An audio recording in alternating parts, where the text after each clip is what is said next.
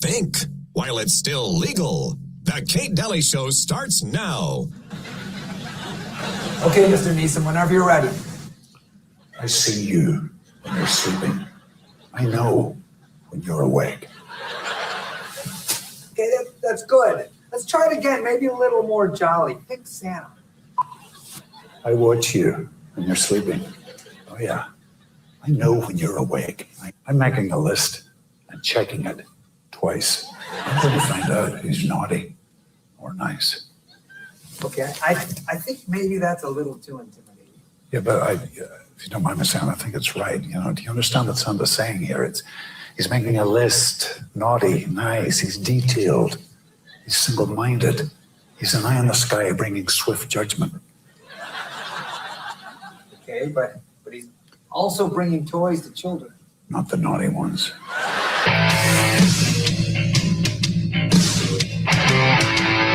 All right. Oh, man, do I love that clip. All right, welcome to the show. How are you today? Oh, man, we are almost halfway through December. That's weird, isn't it? Where'd this year go? I know I said that last year too, but where did this year go? I want to know. Woo! So much to say. So good old Liam Neeson, and starting off this show. So I have a lot to talk about. Then Susan joins me for a little bit. And let me just say, there was a huge article about earthquakes today. 2 earthquakes, what's next? And you know, we've talked about weather warfare coming, right? So there's that. Total crickets. Anyway, I don't mean to laugh because I feel like there's a lot coming in that way. Remember, I played the clip last week of Dan Pena talking about, an asteroid hits. An asteroid hits, throws everyone into chaos, and that's what's going to go down, according to the deep staters. That was kind of an interesting comment because is that part of weather warfare? In a way, I would imagine. Could be. And so what I'm going to do is I'm going to invite you to call in. I want to play 4 clips for you, and I want to get your take. And of course, you can call in if you want to. I am happy to do that. 435-680-2503. 435-680-2503. On Monday, I have Rebecca Terrell. She's really cool. You're really going to like her. I had her on once before, and she's great. So on Monday's show, but I just, let me, I'm trying to think if there was anything else I needed to cover business wise before I launch into these clips. But I did find these all rather interesting. You remember, right, when I was talking about Elon, okay? And I was saying, look, none of his business experience makes any sense. He's never actually turned a profit. And so investors wouldn't have just been like trying to get to him to give them their money in the millions with no proven track record whatsoever. And the only proven track record was a CIA front company buying his 1990s little app about maps, okay, about mapping a community. And I know we're already doing this. They already had this technology. So I think he was propped up to own that company so that it could be sold for a particular amount, over 300 million, which he only got about 22 million of that. Most people don't realize that. And then he started this, his other ventures into banking and into SpaceX. So I'm not going to do that over again, but I just wanted to reference that for just a moment because I just wanted to talk about Jeff Bezos for a second because he's kind of interesting in this equation. So Jeff Bezos had started Amazon, and this clip is about this. So Jeff Bezos had started Amazon, and when he started Amazon, it was basically, I think, 94, 95, and he was on the cover of Time magazine for owning an online bookstore at a time, same thing as Elon, when no one was really, I mean, there really weren't a lot of people jumping online to buy things. It wasn't to that state yet where now we do a majority of our buying online, but back then it wasn't.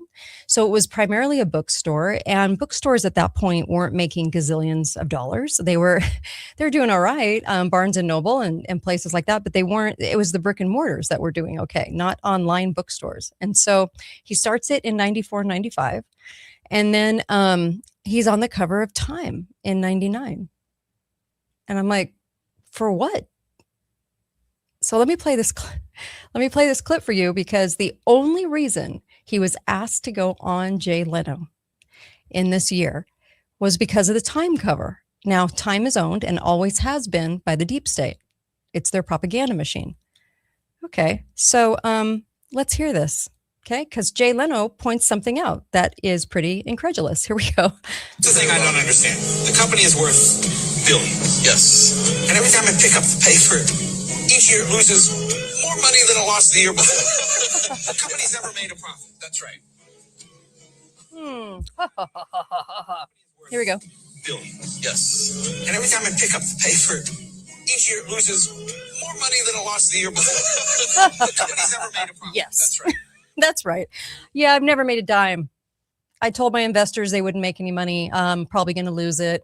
And what's fascinating about Jeff Bezos in this clip, okay, is that basically the very earliest adoption of the internet was in 95. Okay. So, and honestly, I mean, I didn't even have a computer that was going on the internet until like 98. People really didn't even field out their web address, right? Big companies weren't even buying that yet. And so it's kind of interesting, this clip, because this clip is saying, Jeff Bezos, we want you on the Tonight Show and the cover of Time, without ever actually making a huge profit. Now, I know what you're going to say. You're going to say, well, this is about valuation, and the rich take their stuff, and then what they do is they borrow against it, and they make it look like it's not owning, they don't really own anything, and they actually profit off of the debt, right? So, but I want to show you a track record, because the track record isn't what you think. And so everybody thinks that he was this uber successful guy because he's what? Time magazine cover, and he's on the cover of Time, and then also on Jay Leno. So the only thing that he did before, it wasn't ownership of a company. It was that he worked for D.E. Shaw and Company from 1990 to 1994. And it was a hedge fund. And then he pivoted into a book business online when people weren't even doing this. Yeah, okay. I believe that. It's kind of like the same thing with Elon in the hard pivot. The hard pivot was going from, I'm a tech guy and I do apps, to I'm in banking now. Online? No one's banking online. I know, but I'm banking online. And then I'm part of PayPal, but I'm not really part of PayPal because it was only a name only to give me some recognition, because PayPal went a completely different direction. So when they merged, Elon and PayPal with X, the bank, that really wasn't thriving or making a profit, it was just to substantiate him as one of the founders of PayPal. Same thing with Jeff Bezos. Jeff Bezos really didn't do much as even a senior vice president of D.E. Shaw and Company, a hedge fund company, didn't do hardly anything to show that he was going to be an amazing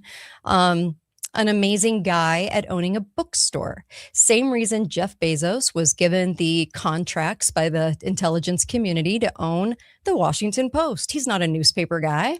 Now, even if you were thinking, well, it's an investment, right? Because it's money. Well, the Washington Post isn't making like hand over fist. It wouldn't be an investment a lot of people would get into, being a newspaper that by the time we were all online, Jeff Bezos owns Washington Post. I'm sorry, it doesn't even make sense, because everyone then online getting their news, it just doesn't make sense. So I'm just kind of pointing out some of these. He didn't have any significant prior business ownership whatsoever. There is nothing to say he would ever be successful. There was nothing to say that he could ever do what would substantiate him for a cover of Time. That's what I'm saying. The cover of Time is kind of like a nod to being part of the club. So go back, look at all your covers of Time, and you will see members of the club. It means they have pretty much sold out. They're going to be told what to do, heavily influenced, and they're trying to prop up the culture icons and the people you're supposed to believe in. And you can go all the way back to the beginning, because who owned Time magazine? Well, the Council on Foreign Relations. Okay. They were a huge arm of this propaganda machine in America, which leads me to my next clip, ladies and gentlemen. So this is Congressman Larry McDonald before his death. Okay. And obviously, and I know sounds a little redundant. Yes, before his death. And he actually died 2 months after this clip was made, where he was sitting on mainstream media and to their face calling out the host of mainstream media. Here we go. And murdered 2 months later in an airplane crash that in an airplane incident, right, that they blamed on, of course, Russia, the bad guy. Russia's always the bad guy. 70 years of Russia being the bad guy. Okay, here we go. Here's Congressman Larry McDonald talking about the Council on Foreign Relations. Listen to his response when the media gets very upset at him point blank calling them out. So that kind of silly, asinine statement is what makes people laugh. That's the John Birch say. Well, Tom, I'm sure being a long-standing member of the Rockefeller apparatus, and as a member of the Council on Foreign Relations of longstanding, you're fully aware that there is an elitist core in this country that has seen value in subsidizing communism, of protecting communism. It has? Sure. You're accusing me of subsidizing communism? No, I'm saying because I happen to belong to there is an elite core. Study group? No, wait a minute. There is an elite core in this country that has dominated American society. Well, I'm not one of them. Well, Trilateral Commission, Council on Foreign Relations. Well, let's face it, they've dominated the State Department for 40 years, and pretty much openly. Right, but what are they trying to do? Well, their objective is to try to bring about a gradual transition in our society, a dissolving of sovereignty, and a moving steadily to the left on the political scale. Okay, I'm going to play it again. Here's the host. Is what makes people laugh. That's the John Birch say.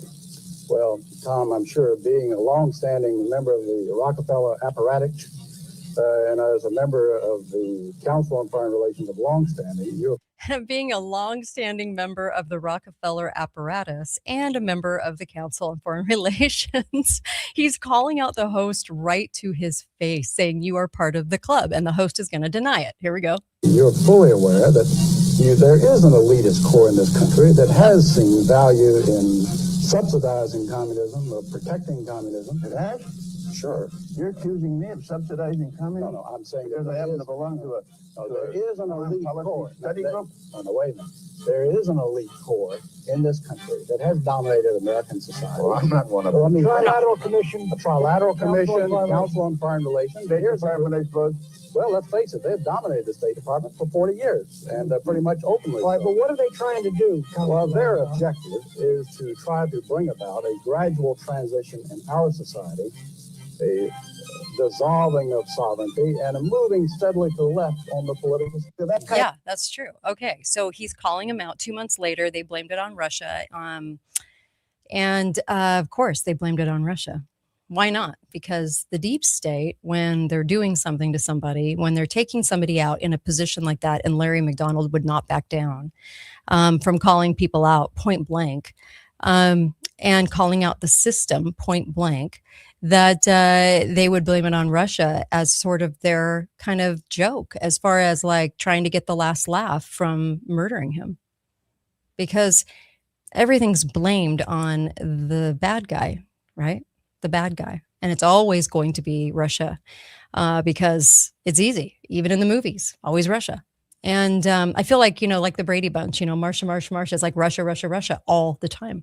So that clip is very interesting. And did you see how upset the guy got when he was accused of being part of the elite apparatus? Well, I do think, though, that there are a lot of people that do not understand what they're part of. And I think that they think that they're doing good. I think there's a lot of hosts out there that think they're okay. They go, I belong to these things that are, these Council on Foreign Relations type groups, and they're highly respected because of the fact that the media has always said they're highly respected, because people don't do homework in America, right? So we don't really know why they're there and what they're doing. And so I do think that the guy was actually probably the media guy, the host, being somewhat honest in his, I'm not part of that. You're accusing me of that, because I think when scripts are written and hosts follow those scripts, okay, I think that there's a certain part of that where they go, well, I'm just getting it right. I'm just telling the right story. Now, are they stupid? Could be. Do they have a sack of rocks for brains? Probably.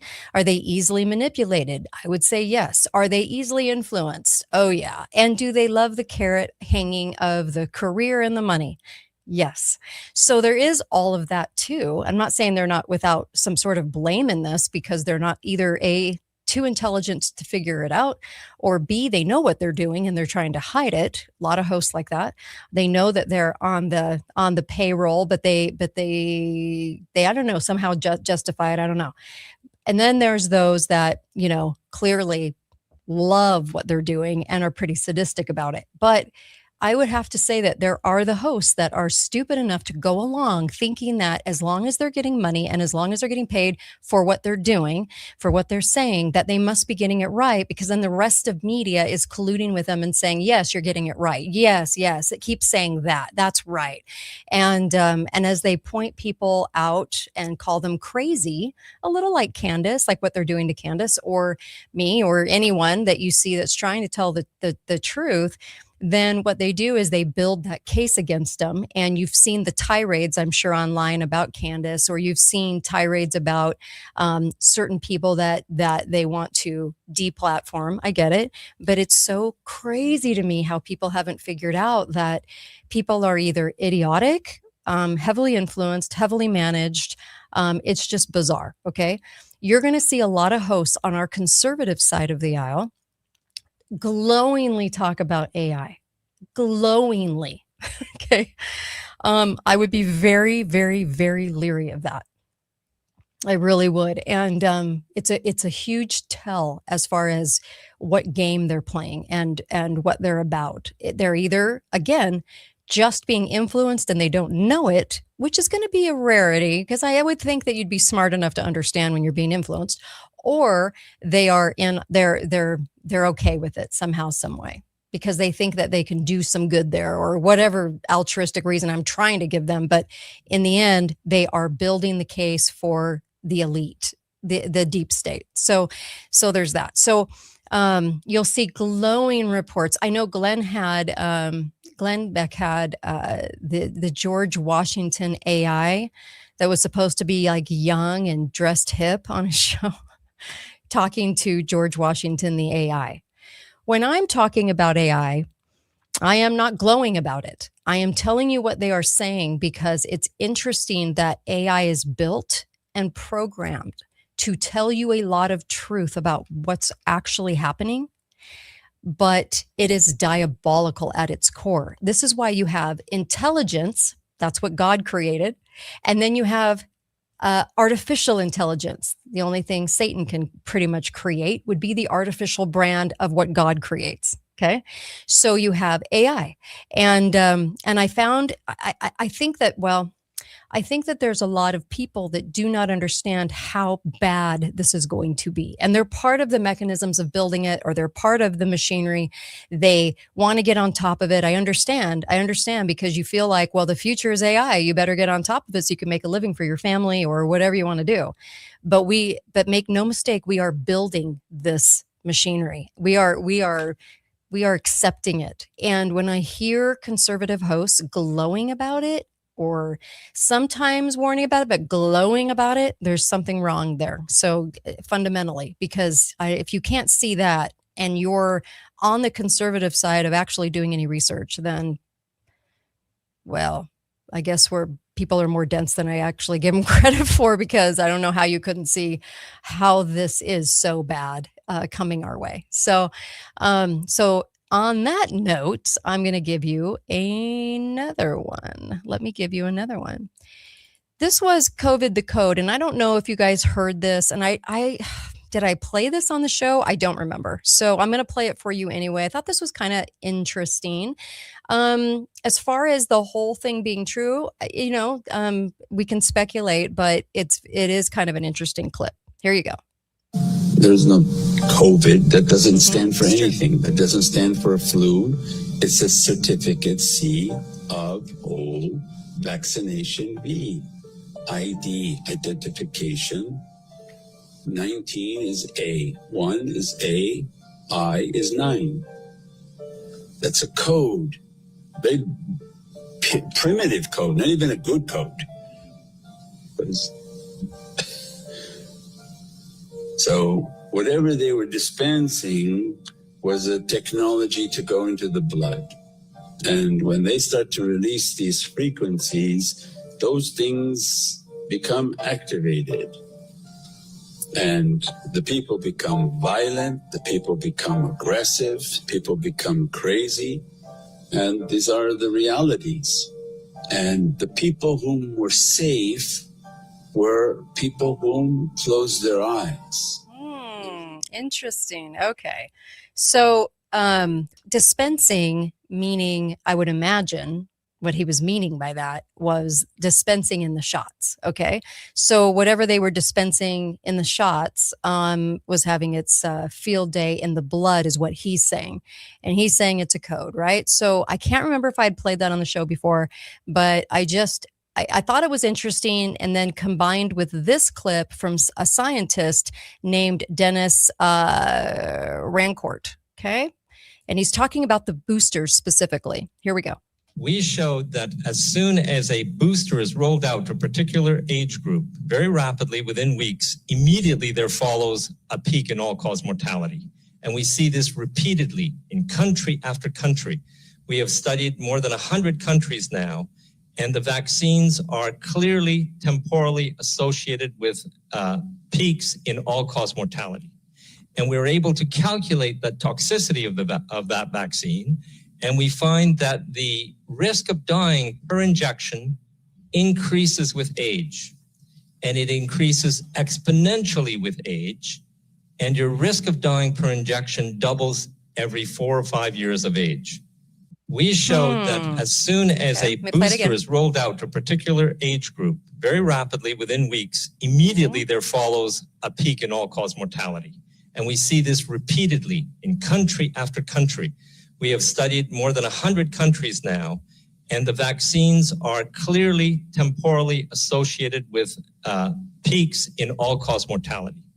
And we're able to calculate the toxicity of that vaccine, and we find that the risk of dying per injection increases with age, and it increases exponentially with age, and your risk of dying per injection doubles every 4 or 5 years of age.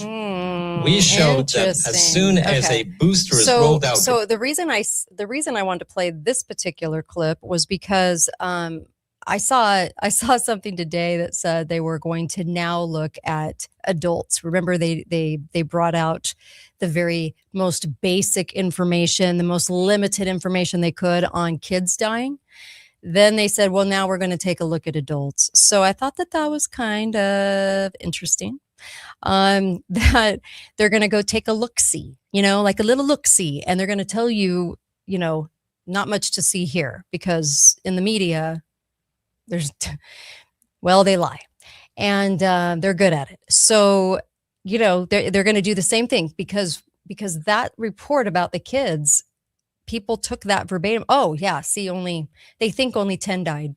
That's it. Go away. I don't want to talk to you anymore. And they took it verbatim and think that that's the truth. It's not, clearly.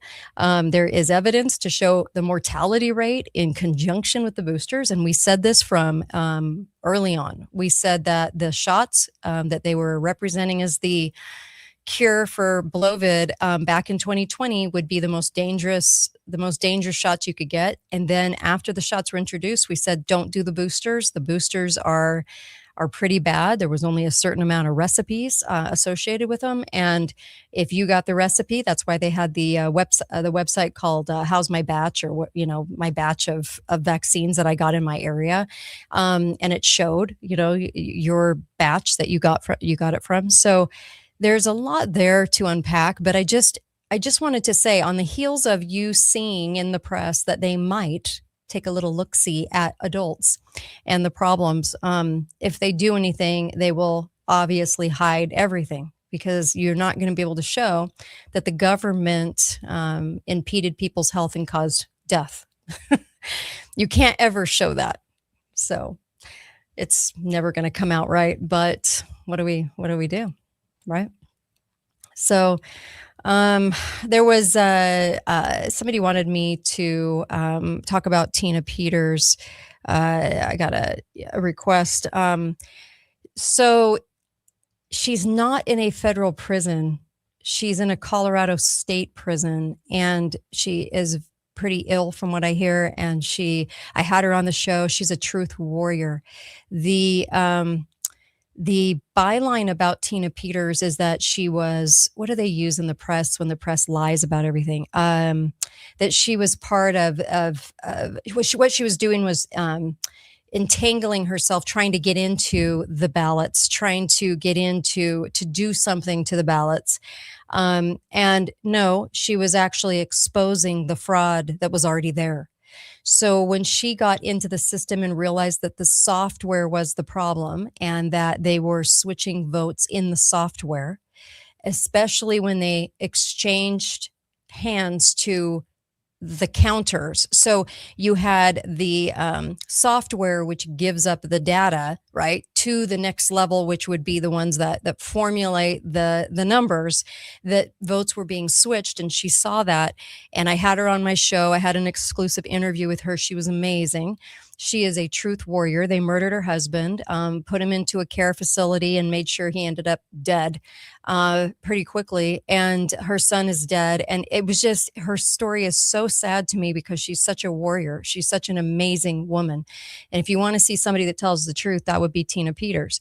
Well, she's stuck away in a Colorado state prison. They're saying that she's been attacked over and over again. She is not in good health, and she's a cancer survivor, so she can't even get in to get a scan to see if the cancer is returned. And everyone is and on the Kate Daly Show page on Facebook, you'll be able to see a phone number, and it's the White House hotline that you can call into and demand something happen with this. But I think the reason that Trump has put out, to his credit, he has put out a few messages about it. He is saying, release her. This is diabolical that she's in prison. Could he do more? I'm not sure. I don't know. I never know whether things are plays for the media and plays for what something's going to look like in the theater of all things, or whether or not it's real. But I do know that she's sitting in a prison, and if it has to be in a federal prison in order for the president of the United States to be able to pardon, I think, pretty much. If I'm wrong, please call in. I know you will. So I know you will. But very, very much a reason that they can't get her out.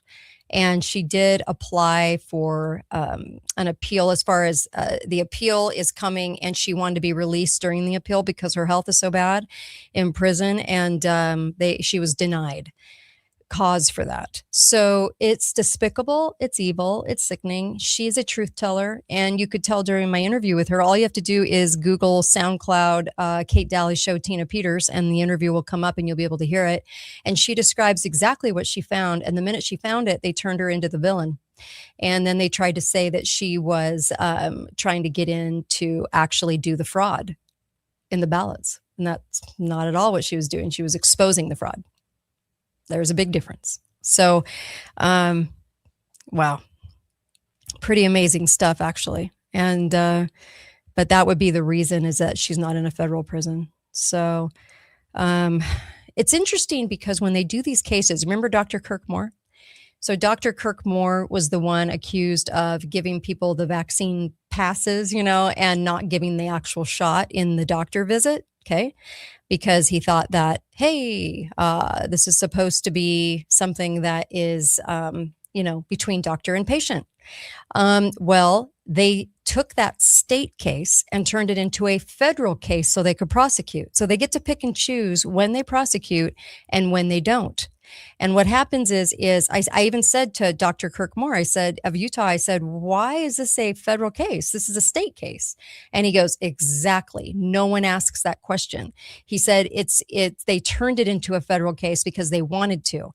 So this is why I say, I don't know what's happening as far as Trump saying, release Tina Peters. Could he do more? Because I know they can turn things into federal cases if they want to. All they do is choose whether or not they want to. They wanted to go after Kirk Moore federally. That case was dropped, of course, but I just want you to know that because I think they get to pick and choose when they want to do something and when they don't. And sadly, so there's that. Now let's take a caller and then Susan's going to join me. Hi, caller. Go right ahead. Yes, lots of important subjects you're bringing up here. You're right. President can only pardon on a federal case where the punishment came from a federal court. Right. This tactic they're using with the 10 dead, it's a common disinformation tactic. And what they're trying to communicate is we sincerely made a little mistake about the shots. And but there's 10 and we're exposing it. So you've got to continue to trust us in the future. We just slip up. And trust the media, trust the medical establishment, trust the politicians, all in the line. So this is more important that we continue to be led by them. The vast majority of Republican conservatives that say they don't trust the media are trusting them nevertheless. They're still believing what they're saying. Yeah. But I wanted to go to the first subject you brought up. First about the CFR. The CFR is very open. They're treasonous organization. They say American all nationhoods must be abolished. They support tyranny and Marxism everywhere you look. And when I was reading a lot of their works and articles, they're naming that we have to have one world government. This concept of nationalism is antiquated because we can't solve these big problems that face us. They're reciting the big problems were terrorism. So everything's a terrorist, those both people are terrorists, so it's okay for we to murder them. And climate change was one of the other big ones. Right. Climate problems cross borders. Well, we have to have world government to solve them, regional government. But I wanted to also mention, one thing that I'm glad you gave that clip of Larry McDonald. He's one of my great champions. Another hero. Yeah, he was like Ron Paul, voting 100% of the time for the Constitution, 100%. But anyway, because that was a standard of how to vote. Yeah. But he did say something. He was saying that that CFR interviewer was they're always supporting communism, is what he said, and that's true. It's really important to know that they pretend to be oppositional to communism. That's the wolf in sheep clothing when they're actually supporting it behind the scenes. The federal government, many corporations in America were keeping the Soviet Union afloat, aid and trade of all sorts and so forth. So they pretend to be oppositional. They lost the Korean War. The Korean War, just real quickly, 5.5 million people died. A lot of them civilians, and hardly anybody there wanted to fight it. The communist soldiers didn't want to fight. They're forced. They're slaves, and that war would have probably been under 1 million that died if we were allowed to use the atomic weapon. And that was what the MacArthur wanted to use. And he went to Truman, and Truman said, no, the Russians have the weapon too, and it'll get out of control. And he wasn't going to allow that. But who gave the atomic bomb to the Russians? The traitors in the federal government and the FDR administration. So a lot of people have died because we gave that bomb to them, not we, the traitors in our government. So I think that it's really important. 50 million people died under the Soviet Union between 1945 and Right. 1975. So it's nothing to sneeze at. And he was right. Larry McDonald Yeah. is. Okay. You guys are the ones that are protecting communism. Thank you. Appreciate it.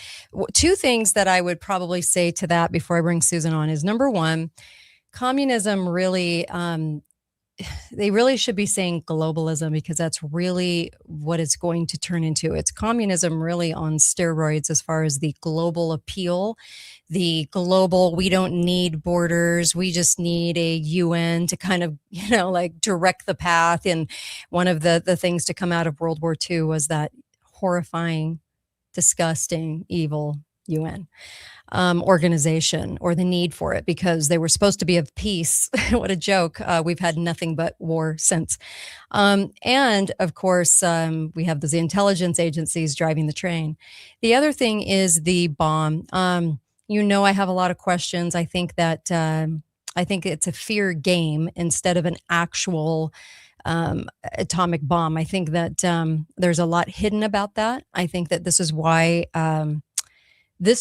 it's been used for feardom for 70 years, because if you really think about it, any terrorist group that was a true terrorist group and not directed or funded by the CIA or its helpful partners called the Mossad, or the German one that no one ever talks about, or whatever, they're all conjoined at the hip. The problem is that I think an error in our thinking as people is that we can't understand why a terrorist group would have never gotten a hold of one and then done their business with an atomic bomb, right? So you figure that, and I know that's a very primary thing to say, it's a very basic thing to say, but look at the last 70 years and then look at how it's been utilized for fear. Every single time they need fear and they need to increase the removal of our liberty, what do? They go full bore into World War III speak and atomic bombs, right? And the bombs, and we're going to get nuked and everything else. And I think that it's a fear game. And the people that were looking at the sites in Hiroshima, the people that were down on the ground, the military going, this wasn't a nuke. This was just our regular stuff that we were doing all the time. That says, and why were all the people sent over here for medical care at the military hospitals? I mean, there's a lot of questions to ask about that. So whenever we're going to say, atomic bomb, I have to inject that I actually think it's been used for feardom in this country. And I think that there's a big wake-up call for us in how things are utilized against us, weaponized against us for the removal of liberty, more NSA spying. We have the TSA on steroids. We have all of these things happening to us for fear of something happening. And usually the fear isn't there, right? It's all a mirage. So the deep state feeds off of that fear and drives the train off of that fear. You guys do remember when for 10 years, all we ever heard was we were going to get nuked by North Korea. They finally had to take it out of the headlines, and Trump made peace with North Korea. The guy was pretty much owned and raised in Europe, by the way, but an owned asset. But the reason that we were never nuked by North Korea, not only would they have ever had the capability in general, they still, even if it was real, wouldn't have had the capability to come after America. We would have squashed them like a bug in two hard seconds. So that's what I'm talking about when I say the media has to play up fear. Otherwise, they don't have anything. So the fear is all they've got. How do I say that any more clear, right? But when you really start to look at the atomic bomb, the only one photo that we have of it being tested in New Mexico, only one picture, and it's very fuzzy. All the stories, the movies they make about it, how they parade it around. I have no doubt that the Manhattan Project was very busy doing sinister things, but I do have doubts that that this is a process by which they actually do have the power that they say they do. So I think it's used. I think it's used for feardom, and it's smoke and mirrors. Okay. Susan is with me. Susan, how are you? Hi, Kate. I'm doing great. How about you? Awesome. I'm doing great. So, okay. What do we have on the docket, Susan? So I just wanted to add a little bit onto what you were saying, Sure. because turns out today, Australia has effectively banned all teenagers under the age of 16 from accessing the social apps. Interesting. And the irony of all of this is that Politico notes that Australia's e-safety commissioner in terms of enforcement, Julia Inman Grant, is an American tasked with policing the world's first social media account ban for teenagers. She acknowledges that it is, quote, the most novel, complex piece of legislation she has ever seen. She says, I've always referred to this as the first domino. Right? Well, they said all they did was pass the legislation, and now they're figuring out how to enforce it, which brings up digital ID. Oh, how are we going to do this exactly? Oh, we're going to have to use digital ID. And of course, people understand and know that there's something called VPNs, virtual private networks, which you can hide your online ID where you're using the internet from, and it'll scramble it to make it look like, oh, it's coming from Sweden, or oh, you're accessing this from, well, they're saying, so therefore we're going to have to just use ID from around the world. We're going to have to use digital ID from everywhere. We're going to have to get everybody on board. We're going to have to be using AI. So effective today, to save the children. Yes. Yes, of course. Wow. Effective today, all Australian social media users will need to prove their age on websites and apps, including Snapchat, Facebook, Instagram, Kik, Reddit, Threads, TikTok, Twitch, X, and YouTube. And if you're under 16 in Australia, you are banned. Now that is so insulting. In the US, of course, when you're 16, you can drive. When you're 15, you can drive in some states. And so the compliance, they left off the compliance.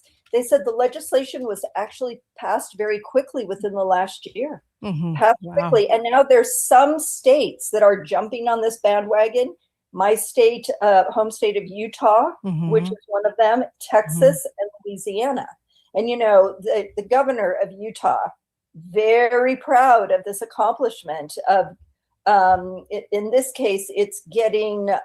He's such a crap show. Oh my gosh. I can't. App stores to enforce the age limit. That's what those states have said. But they're very pro locking down these apps. And, it's the wrong impulse. It's for a reason. It's to grow the ID. They have to have reasons for the ID. By the way, just as a little segue, I don't want to segue too much or I'm going to look totally ADD right now, but when you mentioned Governor Cox, the scumbaggery of America comes to mind. Sorry. And he's just a horrifying governor of the state of Utah. He's very liberal. Got lots of secrets. Anyways, he actually just put out $50 million for the homeless camps that they're going to put people in, and they're going to make sure they stay in there from a medical point of view. So a loss of freedom for those individuals, and everyone's going to think that they're getting help. They're not getting help. They're just getting incarcerated, basically. And people are going to go, oh, it's so good, it'll get rid of a problem. But that problem hasn't really transcended into some major thing. And they're going to act like it did. They're going to come up with excuses, and then they're going to field this out, see the response of the people, make sure that we don't get too hyper about it, because if it's for medical, people accept it. So what they're going to do is keep people in there. And so the doctors never release people. They're in there against their will, because by the time they want to get out, they're not going to be allowed to. And what they're doing is setting a precedent for people like you and I later on. And so I know people are going to have a hard time with that. They're going to go, oh no, this is good. They're doing something about the homeless. What people need to ask is, why are they doing something about the homeless right now? What are they building right now for us in the future? Because they always do it for a reason, and it's not altruistic. I promise you that. It is not altruistic. So our governor is going to get away with this. Our propaganda news, the KSL and the propaganda news of our day in the state of Utah is propping this up as such a wonderful thing that he's doing because he's altruistic and so wonderful. And it's a total disgusting, evil lie. It is not. And people have services. They can get help, and they don't need to be incarcerated 24/7 into a camp for that help. So I just wanted to say that as a little segue, because you brought up Cox, and I just had to say that because I was just reviewing that again. So it was in the news again yesterday. Oh no, there's always something disgusting. Yeah. doing that has bad intentions. And you know, he locked down the state of Utah, had no qualms about telling us it was going to be 2 weeks, and then just was happy to do it. He went out with this thing that said, take the damn shot. I mean, it was like the worst propaganda you've ever seen. And he was the one that came up with the Elmo, Sesame Street. Color red means don't go anywhere. Color green means you get to leave your house. I mean, he treats us like we're two. I had him on the show back when I was a neocon. And let me just tell you, the guy is such a liar. I don't even know what to say about it. But on the heels of saying that, though, Salt Lake City just passed the 14% property tax. They added 14%. Now I can't remember. It was 14%, and they actually approved it. And I'm telling you, property tax is going to go through the roof. They're going to lie about AI data centers for water consumption so that they can get your water bill high. They're going to outprice you of your home. That is next on the agenda. So make no means about it. This is happening right now, and they're getting away with it successfully. Makes me sick. Yes, absolutely. Anyway. And so, you know, they sneak these things in, and people's attention is fractured across the media. And so people don't hone in on what is actually happening. It's good that teenagers are actually fighting back against that ban in Australia. But these apps are how, you know, people get the truth out about these things. Somebody was reminding us that, remember, on September 10th, that, you know, while Charlie Kirk was getting shot, and the media worldwide was going crazy about that, as they should have, Congress slipped through the NDAA, and there was an authorization for an additional $800 million to Ukraine, and that came due today, December 10th. Leaders of both chambers of the U.S. Congress have agreed on the final text of the NDAA, includes $800 million in military assistance over the next 2 years. And it was the budget for the Department of Defense is $8 billion more than President Trump's $892.6 billion that he requested. And, you know, the president is a big hawk, but the president does not believe in waste. He's like, I'm asking the soldiers, do they want this crap that you're forcing down their throats? And he'll tweet and say, no, the soldiers themselves don't want this. So why are we funding it? Well, we know why we're funding it. We're funding it because it's an industry that is dependent upon the taxpayer, and people get rich off these contracts. So the budget for the Department of Defense is now $8 billion more than even our own president has requested. And they're calling it the Peace Through Strength Agenda, which codifies 15 of President Trump's executive orders. But, you know, we're just shoveling money out the door to Ukraine as fast as we can. And both houses of Congress keep approving this. So it's going to be, it's going to require more frequent reporting from Ukraine. Isn't that sweet? That they're saying that, yes, we want more frequent reporting. So, you know, it only works to favor the power brokers that you're kicking kids off of TikTok, not putting the parents in charge, kicking kids off. And they're saying parents approve of this.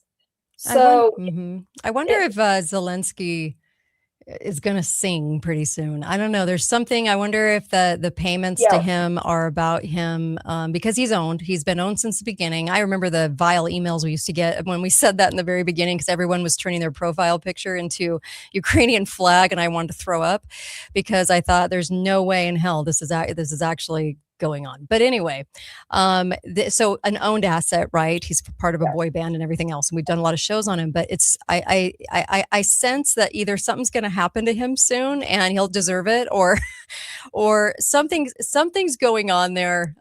He's either threatened to sing and they're shoving more money at him, or if he can't be controlled, but I think he's pretty controlled.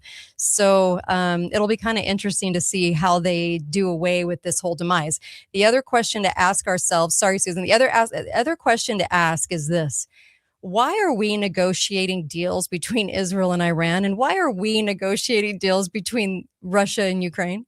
Why is the US the only one on the grand stage that can do any of this? Because when you start to peel back the layers of that question, you finally realize how much theater there is going on right now. And if you go and Google map Ukraine, you're going to not see what they've been trying to tell you that you're seeing. You won't see an entire country ravaged with war. You'll actually see a lot of reconstruction going on into a smart country, but you'll also that's where those funds are being used. But also you're going to see a lot of people going to work and going to the parks, and there truly over the last couple of years wasn't a whole lot of war action actually happening over there, that we were being lied to about that. So anyway, something's going to happen to him. I don't know. The money is flowing. I was surprised. They showed some film footage of him walking with a Russian soldier surveying the troops. Not Russian. It's good theater for sure. But well, he is a foot shorter. He is I looked up his height. He's 5'6". Oh yeah, he's a teeny little guy in a camo shirt. He's supposed to be this dominant leader of Ukraine, right? This war fighter, and he's this short little. He's an actor. Yeah. So we know these people are propped up. He was a talk show host, and his show was really and truly about him acting like a president. And then they made him the president, and I guess nobody even decided that they were going to look into it. I don't know. I mean, how stupid are we, right, on a scale of 1 to 10? But it's pretty amazing how they built this guy up. And he did say in 2020 on July the 4th, and I think you can still look this up on YouTube, on July the 4th, 2020, before his little war broke out with Russia, that he needed money to build his country into a smart country, to be then the example on the hill and to be a testing ground for the rest of the world. Interesting. Well, speaking of that testing for the rest of the world, somebody was pointing out that it was Australia that locked down the whole continent. Yes. And was so proud of how, and New Zealand as well. Yeah. So New Zealand and Australia are part of our Five Eye partners, right? And they like to test things there first. And so, the fact that they're trying to clamp down on the social media apps, I think the powers that be are surprised at the ferocity of what people have come up with on the social media apps, and the desire for accountability from our government has just really shocked and overwhelmed them. And so they call it hate. They try to make it illegal in certain places to criticize the government. But now they're going about this to shut down the 16-year-olds. And, the adults use very few of these apps. It's really the teens that popularize them and get the numbers up and get the views up. The viral stuff. The viral stuff going. And I did want to mention something that was super unusual. I follow an account on X called Data Republic. And she was the one that actually helped Elon Musk uncover a lot of the really nasty stuff about Doge, a lot of the corruption going on. But she has just pointed out that there's something called Network Contagion Research Institute, and it is out of Rutgers University, but they have pointed out something very strange. So there's a media personality, Nick Fuentes, who has gone on Tucker, and he's supposed to be a right-wing hater and a Nazi and anti-Jewish and all of that. And he spews some horrible stuff. And why is he so wildly popular, right? Well, it showed him a clip of him at J6 saying, tear down these barriers and, push past police, and like saying really outrageous stuff. Well, Elon Musk has come out and said he's a Fed. Well, this network contagion. So research, is Elon. Yeah, not the pot calling the kettle black. But I guess it's what part of the Fed you were connected to. But lots of theater. This Network Contagion Research Institute has said that his sudden rise over the past year was driven by synthetic amplification foreign entanglement clusters and coordinated raid behavior. And so there's this 23-page report that I've been going through, but it says his influence did not emerge entirely organically. It was manufactured, unusually fast, unusually concentrated, well-funded, and unusually foreign engagement patterns. So you can see, so something really spiked my interest. So he would go on Tucker Carlson, and then he would say how horrible Tucker Carlson was behind the scenes and how horrible. And I'm like, And then he went on Candace, first he went on Candace, and she's like, we were so nice to him. And then he just spewed all this vile stuff about her. And I thought, okay, first of all, it's bad acting, right? It's like these bad actors who then try to pretend to be angry or try to pretend to be one way. And I thought, what is up with them? And then this report has come out. So you can see how foreign governments would also want to promote somebody like this, who is just like stirring up the and chaos. I think the intelligence agency likes to say that it's foreign. I think that it's coming from the intelligence agencies that are really merged into a very vast, big military / regular CIA intelligence, like the Mossad, the Germans, all the groups. And so I think that they love to say foreign. I think they do that with a lot of things to make us think that so many people, and I love this line, are after us for our freedom. Like, BS. Oh, yeah. Anyway, such a crazy line. But I think the Nick Fuentes and even Tucker and even a lot of the people out there are, if you have an audience and you are funded, I would say that as a host, you would probably be influenced or compromised, or both, knowingly, unknowingly. Like I said before in the beginning of the program, sometimes hosts are really not very bright, and I've met them and I'm like, wow, you're not as smart as you put out there. And I'm thinking that it's the producers that fill them with everything that they talk about. And so they show up and they're basically the face. And I just think that it's at this point in time, it's one or the other. So when I was censored completely off of radio after 15 years, I knew, I mean, you know that this is going on. And all the time, 5 different times, I was promised by certain individuals who will remain nameless, who decided to, who were in charge of show placement, that I would be on a certain number of stations, okay? And it always fell through. It always fell through in the very, very end for whatever particular excuse they wanted to give me.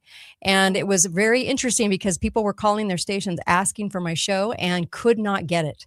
And so I think that those stopgap measures are by people that are in the know, that are placed in the media. But this is why. So this is why I'm very much on the side of, could be wrong, but very much on the side of, if you have a substantial amount of listeners and you're out there today, there's a component of you, or you're either influenced, compromised, or both.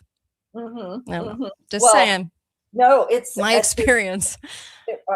Your experience was wild. Yes. Going through all that, and people, yes, the promises. Absolutely. Oh, it was bad. Roller coaster.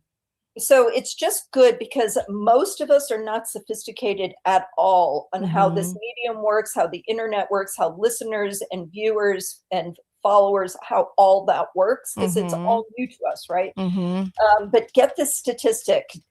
Data Republican was showing these graphs. The data show Fuentes receiving more early retweets than Elon Musk. So as soon as he would post something, he would get instant retweets. Despite Musk having nearly 100 times the audience, Fuentes was getting more retweets. In the first 30 minutes, Fuentes dominated velocity charts, an anomaly no legitimate account in U.S. politics resembles. Not Trump, not Elon Musk. So that's how you know there's this artificial component, right? It says, so he would be giving a podcast over the internet, and then he'd say, here, retweet this. And he would put a link in the chat and it would get velocity retweeted, like maximum retweets. It says 61% of all Fuentes's retweets in the first 30 minutes came from accounts that did not that did this repeatedly across intelligence owned accounts. It could be, or just I would say automated to do this.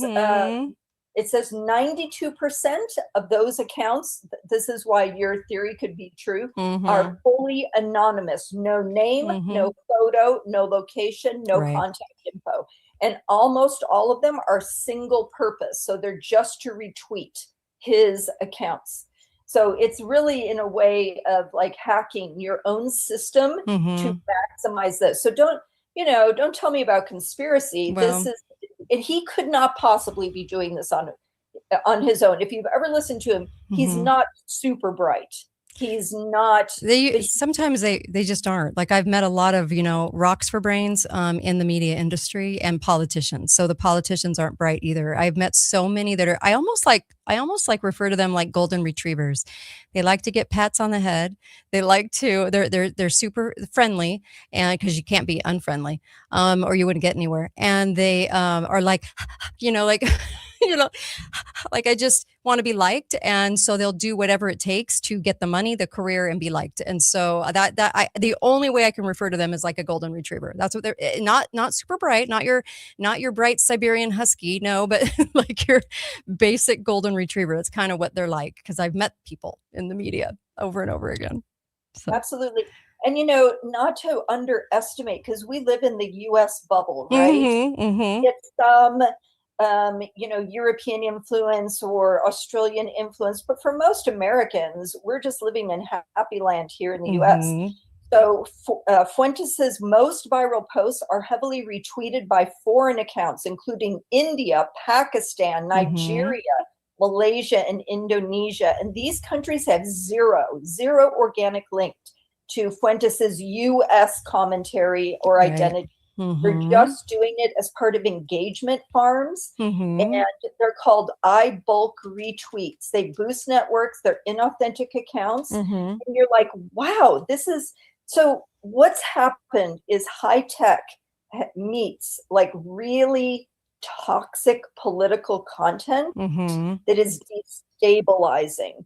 And most of the people I follow are trying to stabilize the country around healthy family values and love your family more, engage with your neighborhood. But these are very, very toxic ideas that he has. He actively coordinates with other time these commands, like he'll say, retweet this, everybody retweet her. And then he's dropping these links. So he's like a media, I don't want to say terrorist, he's a media operative. He's really heavily engaged in making sure these things go around. But it's like he tries to get on Tucker and then will badmouth Tucker by millions of tweets. What is that about? Well, they get on and badmouth her. Well, they all have a part to play. So when they own the argument and they also own the counter argument, then that means that they're doling out parts to play. And he's supposed to be the guy that gets everybody agitated because he says things that appear to be too far. And then you've got all kinds of media personalities. So that way there's always the drama though. So they're all owned. It's just a matter of what part they play. And what part the mainstream media is playing, because mainstream press mentions of him tripled after September 2025 and quoting him, calling him high status in articles rose by almost 60% after September, after Charlie Kirk's assassination, if there was a connection to that. But that was by the mainstream media. Mainstream. What are they doing? Why are they framing him this way? There's two things I want to say at this point. Like, number one, the reason that appearances for me stopped, and I was going on a lot of different types of news programs. It all stopped the second I started saying that it was all theater. And when I started asking the question, why is Trump running if he knows it's fixed? It doesn't make any sense. You would not run a race for the second time if the presidency was just stolen from you, right? And they put Biden in. So why in the hell is he running? Because it wouldn't make business sense on his part to even run again, knowing that they would not put you in. So that's why I started saying he was going in for sure, because he would never run the race to get in if he didn't know he was going in. So, so when I started saying it was all owned, it was all theater, that's when I started getting kind of stripped out of, where the train was headed. Okay. I was okay until that point. I do want to say something though about kind of like the counter argument as opposed to the argument, and do they own both? Because right now you'll notice that if I talk about health, okay, I'm stripped off of YouTube for 30 days. Okay. I'm in YouTube jail. If I don't prop up pharma, but if I do want to say something about Israel, I'm okay. Whereas 10 years ago, I would have been stripped off the air for talking about Israel. I was told to never talk about Israel if you want to keep your job in media in the very beginning. And I didn't know anything in the beginning. So I was like, oh, why? That's weird. But now people can say things. Okay. So now it's changed. So if I want to say all the things I've said in today's program, I'm not censored. But now you need to ask yourself why that is. Because I would have been 10 years ago. So that's why I say the greater Zion plan, the things that are coming that paint the person in America as the crazy person who doesn't believe their government. It seems as though they're allowing those things to be said now. They're conducting both parts because they want things to be said. So if they want people to appear crazy, they want people to be looked at as mental, or, something's wrong with you.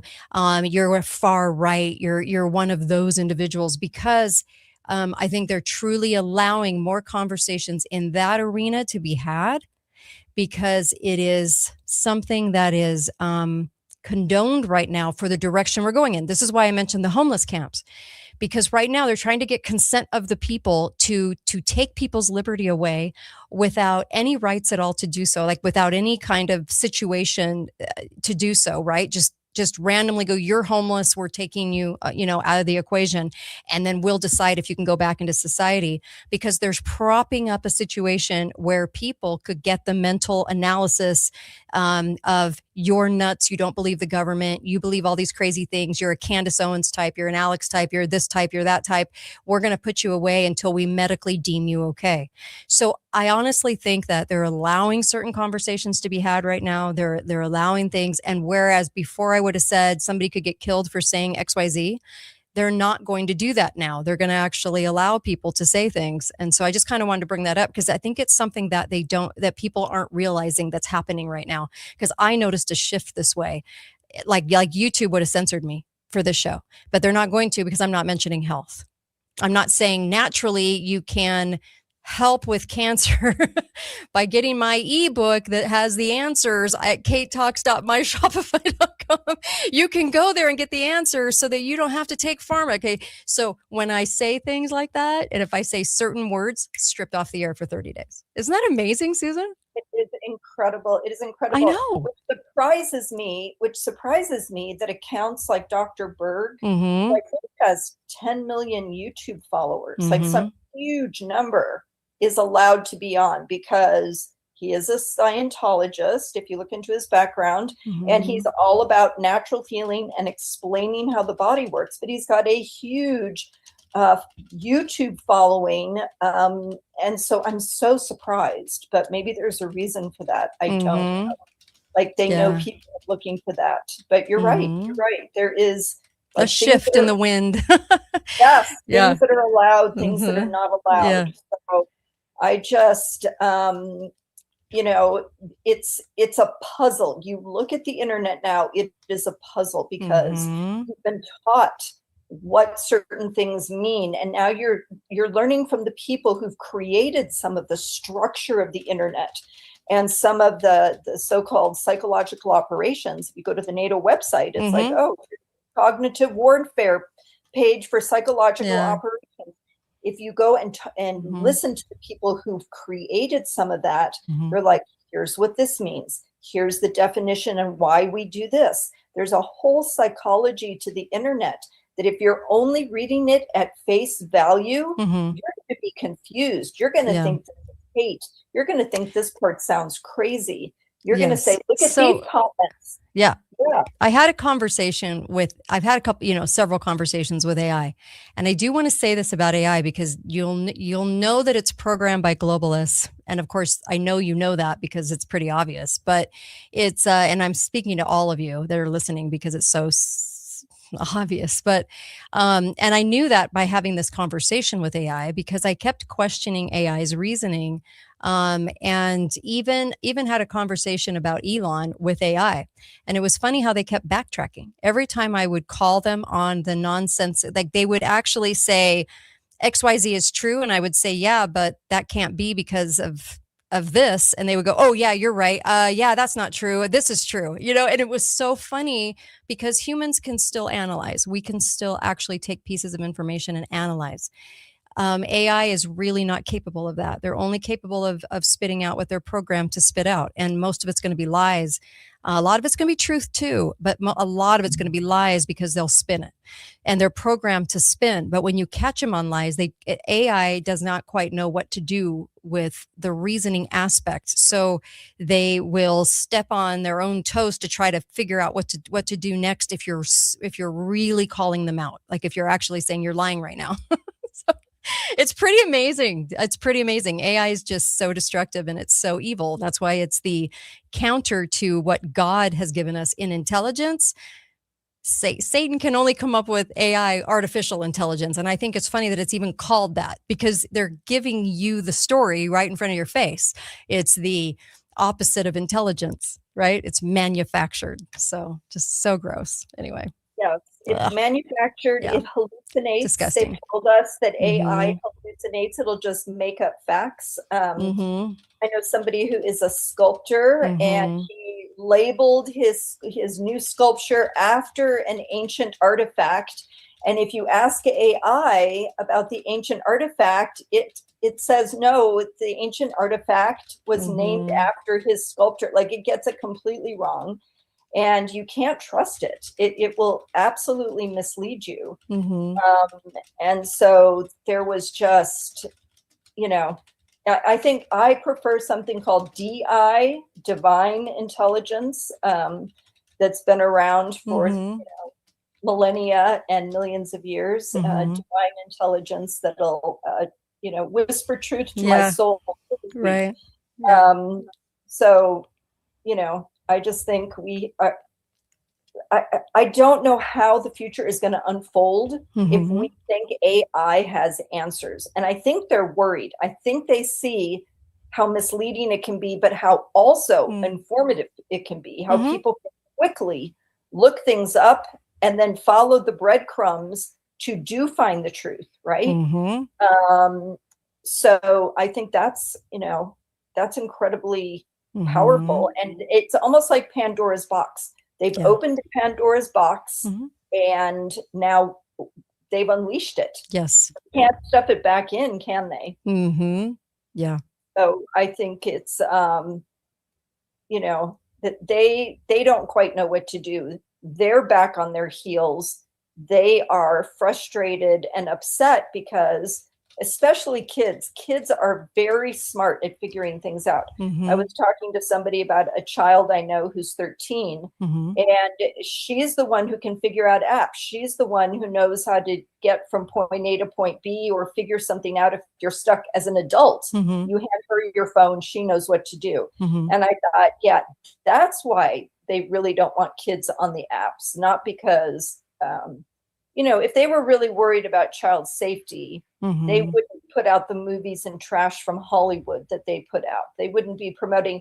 Have you noticed now in recent movies, there's a number of movies that have smoking in them to make it look cool. I think of Dakota Johnson in one of her recent movie called The Materialist. Here she's just smoking away with no comment about smoking being negative. And you're like, what is Hollywood doing? Why would they be doing that if they were so concerned? They're certainly ramping up the look emaciated look. Have you noticed? And they're not even saying one are. word about it. They're not saying how unhealthy people look. They just they're ignoring it. And so are they presenting a new piece of theater that is all about talking us into, looking the same way, looking emaciated? I don't know. It's kind of interesting what Hollywood's doing with all the things they're doing. So They Mhm. really do not seem to mind. They Mhm. don't. Mhm. They're not responsible. Plus, do they have the best values? Do they have our best interests at heart? Absolutely not. Mhm. They showed that that used to be called heroin chic. Remember the Yeah. look Yeah. in the Kate Moss days, and Mhm. they then talked about, oh, we've got to embrace body positivity, even if you're 400 or 500 pounds. Mhm. Body positivity. They Mhm. told us that was okay, but Mhm. then when the Ozempic shots came around, what did they do? Mhm. All those people promoting body positivity like Lizzo went for the shots, right? They Yeah. all went. Amy Schumer Mhm. lost a bunch of weight. I have to say, Maureen Mhm. Callahan, who has a podcast called The Nerve, she really goes after these hypocritical celebrities who promote the worst lifestyles, the worst Mhm. values that are toxic to the Mhm. average person.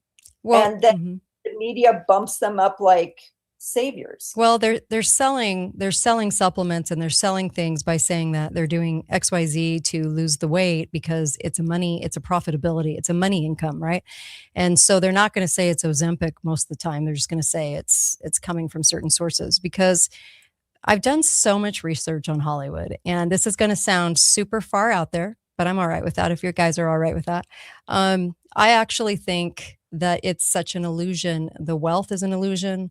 I think these are commodities that are created, manufactured, and owned. I think that this is why they only buy each other's houses. It's why once the Hollywood guy is out and not on the screen anymore, you'll see the wealth plummet, and the houses, the rich house is no longer there, those kinds of things.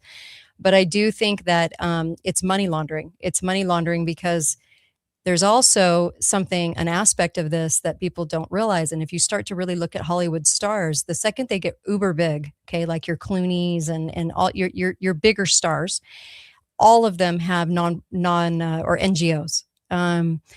They're supposed to be non-governmental entities, but they're honestly entities owned, I think, by the government. And I think there's a lot of money laundering that goes on because they can make them look charitable. Because I highly doubt that somebody like a narcissist, like an actor, is going to all of a sudden just put all his money into NGO in Africa. Okay. So everyone should probably be pretty suspect as to why they have all of these NGOs. So I think I think there's so much money laundering going on in Hollywood, and it's also there to create an illusion of wealth and importance and respect. And we tend to do that with people that have money. Just like Elon's an illusion, just like Jeff Bezos, they're all frontmen. I think all of Hollywood, I think the majority of it, minus maybe 10%, that are probably pretty real. You have the 90% that are ultra fake. And I think that it's like their houses are funded. I think it's a paperwork shuffle. I think that I don't think they actually own the cars. I don't think they're actually getting the salaries that people say they do. And now, me saying this is pretty controversial, I know. And a lot of people will just roll their eyes at that. I could care less. I've done so much research on this that I'm pretty much convinced that it's actually all an illusion. But there again, there's profit coming in from them doing, selling their goods and representing industries. And where is that money going? I don't think it's going to them. But I do think that using Ozempic or using these types of things and not declaring it and then saying it's coming from XYZ, I just think there's a lot of money trains that come into Hollywood that they're not going to stop. And a lot of it's about profitability. Crazy. I know it's going to sound crazy, right? I've never heard that before. Yeah, but, I know. It's going to sound nuts, but I absolutely think that these are propped up commodities, and they get to enjoy the wealth as they're speaking out for the club. This is why they all have the same agendas, the same political agendas. They're there to do fundraisers, and those fundraisers are paid for, not by them. And it's a great way to hide money. And so you have a owned industry that sets this culture standard in America for 100 years, that is completely owned. And then ask yourself this: Lookout Mountain. When they were doing Lookout Mountain and they were creating the films for Disney and they were creating these films for the war, okay, why did they need to be hid away in a mountain? There was no reason for it. No one was coming to get us, and no one was going to really attack America. We already knew about Pearl Harbor, so nobody was actually really going before it happened. So no one was actually after America. But ask yourself why Lookout Mountain had to be hidden away in a hill. What was it actually doing? What was Lookout Mountain really for? And these are all kinds of things I've actually been researching, but very controversial, I know, because a lot of people are going to go, "Oh, that Kate, how could she say things like that?" Hey, I fully expect it. This has been happening. They said the same thing to me when I said COVID was theater, so it's fine. But I think people need to take a harder look at the similarities in our actors and why they all speak for the club, have fundraisers for the club. They're there to promote. They're there to do all these things, and then all of a sudden, they're just broke as broke can be. Right? Once they leave Hollywood, I just don't think that's by accident. It's a lot of money, Yeah. a lot of power, Mhm. and people want to control that. Well, they set the standard for our culture, right? So they're the ones leading the charge, and they get us to do what the stars get us to do. It's a huge power structure in America, is our cultural, the ability to steer culture, not a product of it, but steer it. And they're certainly steering it, right?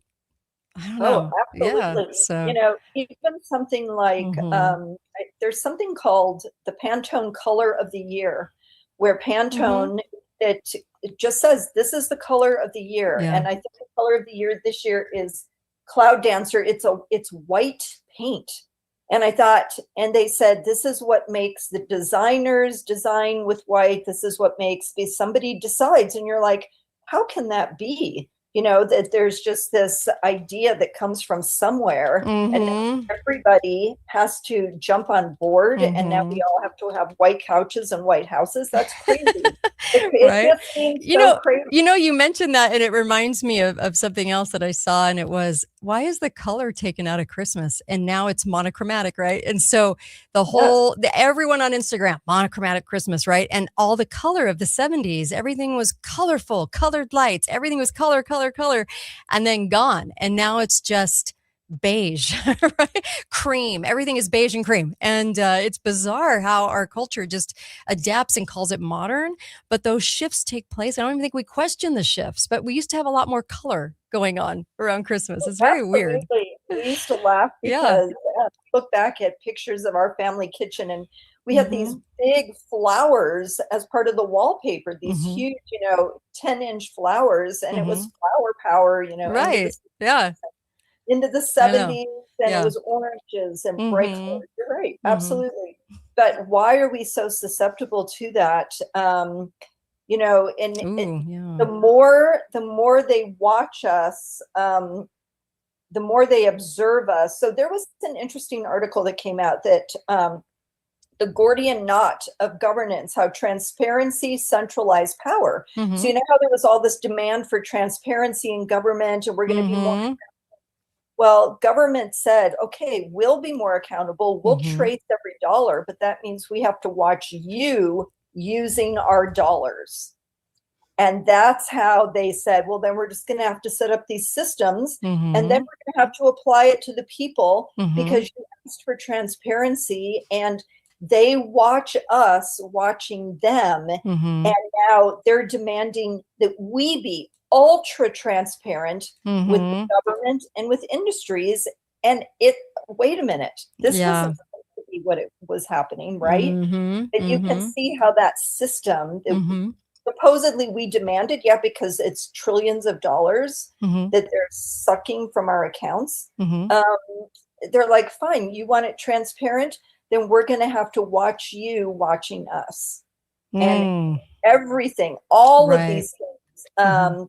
It was the American Recovery and Reinvestment Act, and it was a new era of government through data. And and the government is so full of it. They're such hypocrites. I went with a friend to the Social Security office about 5 years ago. Uh-huh. Had to do something for her deceased husband and with his Social Security. And the woman looked at us and she goes, well, we have to order that information. I go, what do you mean order it? She goes, well, this is embarrassing, but that information is actually on floppy disks. And I looked at her and I'm like, you mean Wow. technology from the 70s that's 50 years old? She goes, yes.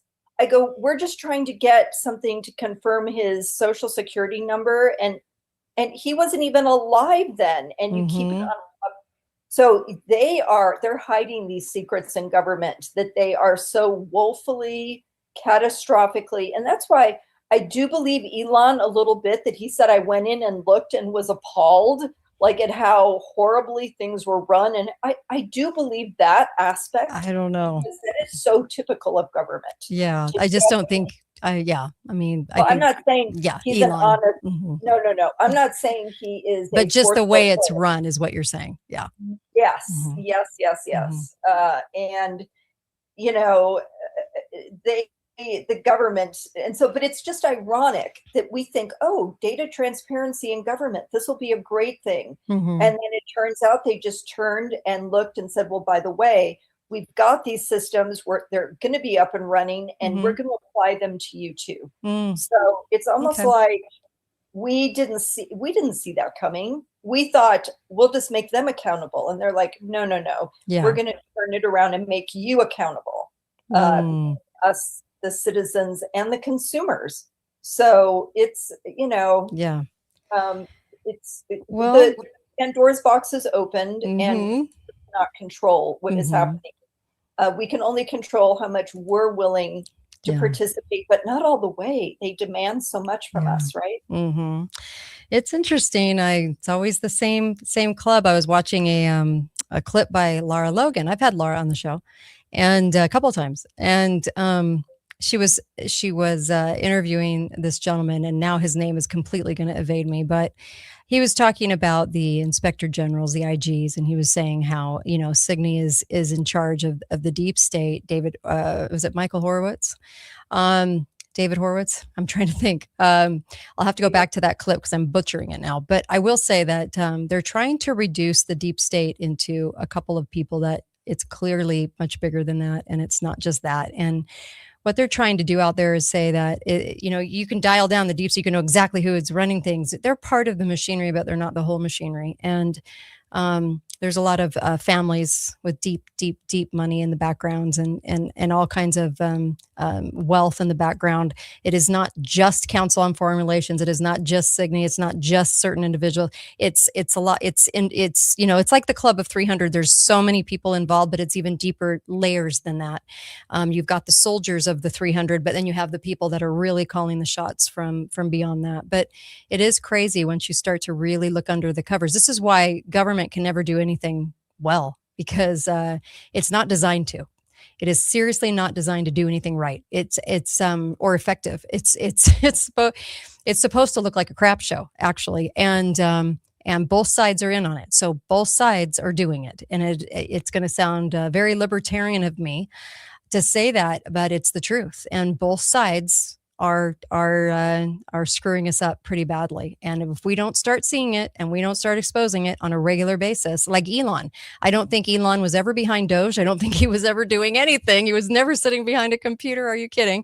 He was the face of Doge, and Doge was never going to do what they said it was going to do. And I don't care if you're the biggest MAGA fan ever. It was never designed to. It was a distraction, and it was a feel-good measure. And it was, see, we can't do what we're going to do because of those guys, or whatever excuse they came up with. And it just sort of died, and the media is not even talking about it, and Congress isn't even talking about it. It's ridiculous. It's kind of like what you mentioned with the Charlie Kirk thing. All of a sudden you have this going through, and you have the old, distraction coming from Charlie Kirk, and no one's looking at what's actually being passed. And so they can come up with as many excuses as they want, but it's always a good excuse. And they always blame the other side. And it's built like that so that they always have cover for all the stuff they're doing. It doesn't matter which side we're talking about, right? Really true. It's insane. With two parties, they always blame the other side and say it's us. it's interesting because you have Thomas Massey out there Mhm. who doesn't play ball, but is also on team the governor of Florida, DeSantis. He's Mhm. on Team DeSantis, so he's a natural, adversary to Trump. But he's also speaks truth about this. Like, hey, Rand Paul, same thing. Rand Paul was the one who said this is not America first to give an additional $800 million to Ukraine at this end of at this stage of the game, especially when they're not cooperating the way we want them to cooperate. So it really is. And power, this article points out that power then consolidates itself. Instead of everything becoming transparent, everything becomes consolidated, and you have to go through these central authorities to get things done and for things to happen. And so, they've now admitted, I know Mike Lee was trying to get rid of TSA, went through TSA the other day, and I thought, I cannot believe my underwear is still having to go through an x-ray machine. And the shoe bomber. I mean, I'm just like the shoes. Yeah. Yes. What Yeah. a We're joke. not having to take off our shoes. And I think that's a concession. I think people were getting so upset with TSA. They're like, fine, don't make them take off their shoes just to make them happy. Well, they had to make it look like we were winning a little bit. Yes. But never taking away the whole banana, just winning a little. No, but I had somebody a few months ago confront me about I didn't have anything over 4 ounces. She goes, but you have too many bottles. I go, when was there ever a number of bottles you can have? Are that you were 4 serious? ounces? Oh Yes. my And gosh. I thought, but she looked old. She looked tired. Yeah. And I thought, this job has just destroyed your personality. Oh, And there's a lot of willing soldiers out there. there There's are a lot a of willing lot, soldiers. and they're foot soldiers. Yes. And I just thought that's tragic. And no one ever says, well, how many things happened because somebody had more than 4 ounces of liquid? Where's the sheet that says, that this was happening, and we believe the lies so well that we don't eat, because people want to fly. So same reason they got the shots to fly. Some reason they wore the mask, same thing. The only time I ever wore a mask was to walk onto an airplane, and then I took it off the whole time. But that was the only time I ever wore a mask. That Just 15 minutes, 10 minutes walking on. So I could get on, see my grandkids. Yeah. Yeah. And if they made it for food, people would line up to do almost anything. We've seen it. Now we know who the people are who are the hyper compliant people, willing to turn your neighbors into the Nazis, essentially. Yeah, that's true. But this was, it reinforced in my mind, like, what have we allowed ourselves to comply with? I just looked at her and her eyes were hollow, and I thought, she's been enforcing this mandate that's been essentially meaningless. Oh, no one And asks. that's your goal. That's your purpose, your grand purpose in life. And I just thought, oh, that is so tragic. Nobody ever says, does this make sense? Nobody ever says, I mean, not nobody. I know all you guys do, but pretty much the consensus is out there is like, don't ask don't even ask if it makes sense. I mean, all the things I bring up on the show, Elon's history, Jeff Bezos' history, their frontmen and Bill Gates and all the stuff in Hollywood. We just don't ask enough questions. We're not curious enough anymore. Is it in the water? I don't know, but we're not curious. Let's take a quick phone call. Hi, caller. Welcome to the show. Go right ahead. Hey there. Hi. Just quick comment on the issue of airport security and this whole TSA BS that exists. You want an example of airport security? Just fly through Ben Gurion Airport. Which one? Wait, Ben Gurion. Israel. Oh, Israel. In Israel. Now they do security the right way. You don't have to take off your shoes, but it is amazing what they do. Interesting. Okay. All right. Oh my God. So all the complaining about what's happening over there right now, they know how to do airport security right. Well, certainly. I actually would want to go over there. I want to see the Middle East. I really haven't been there. So that'll be interesting to view for sure. Yeah. Thank you. Yeah. Appreciate you.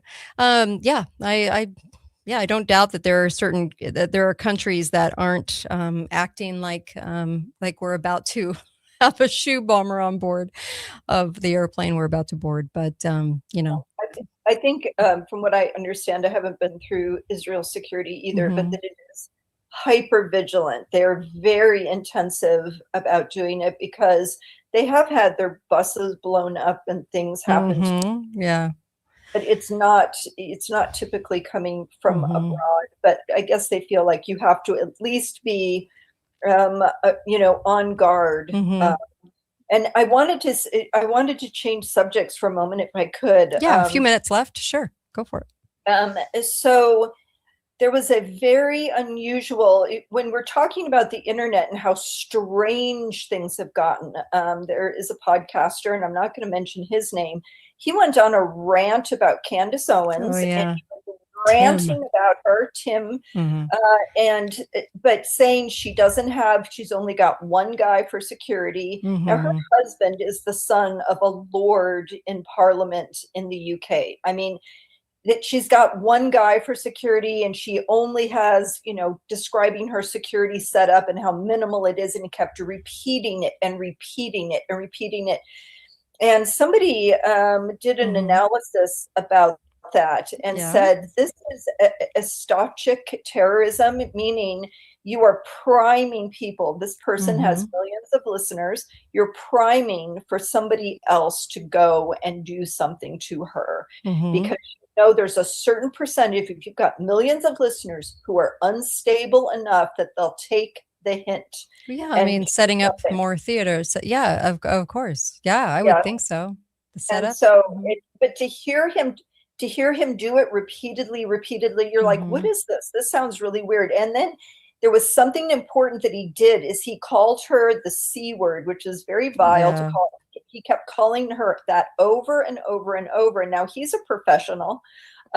He's been doing this a long time, being paid to be a podcaster. I don't know who his funders are, but he kept saying, talking about her security, her house, her lack of walls, her one guard, her neighborhood. And then, and not the things that he was actually disagreeing with her on. So if this is not what we in America consider legitimate discourse. It's not illegal. It's not illegal, but it's not what we consider legitimate discourse. I think, I think there's a lot of mileage they're getting off of the counter argument about Candace. And people have asked me, what do I think about Candace? And it's, I would imagine if I go by my own rules, and I've said this before in the show, that anyone with a large audience like that, okay, so they either deplatform you or they Breitbart you, heart attack in your room, or they, like what they did to Dr. Buttar, okay, caused a heart attack there. They silence you in numerous ways.